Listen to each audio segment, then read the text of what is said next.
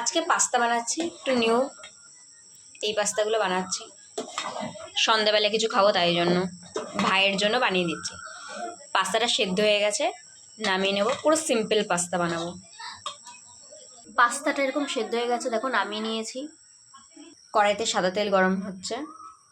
আমি কাঁচা লঙ্কা কুচি রেখেছি, পেঁয়াজ কুচি রেখেছি, টমেটো কুচি, এই যে আলু কুচি দিয়েছি। এবার এই আলুগুলো দিয়ে দেবো কড়াইতে। আলুগুলো দিয়ে দিয়েছি। না, আলুটা ভাজা ভাজা হয়ে গেছে। পেঁয়াজ কুচি দিয়ে দিলাম।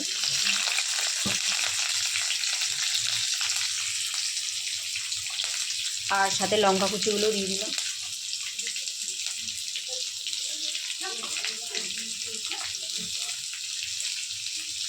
এবার নাড়াবো। এর মধ্যে একটু নুন দিয়ে দিই। দেখো নাড়াচ্ছি। এর মধ্যে একটু আমি লঙ্কা গুঁড়ো দিয়েছি, একটা ভাজা মশলা টাইপের দিয়েছি। এর মধ্যে টমেটো কুচি দিয়ে দিলাম।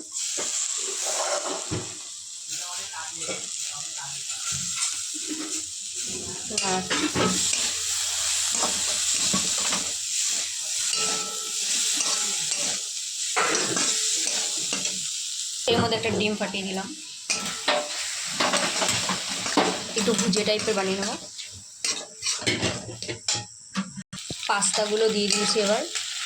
এবার নাড়াবো ভালো করে, এটা শুকনো খেতে হবে। পুরো সিম্পল পাস্তা বানাবো। এ দেখো নাড়ালাম, দেখো এরকম হয়ে গেছে। পুরো সিম্পল পাস্তা, দেখে নাও। পুরো সিম্পল পাস্তা। এর মধ্যে এবার টমেটোর সস ছড়িয়ে নামিয়ে নেব।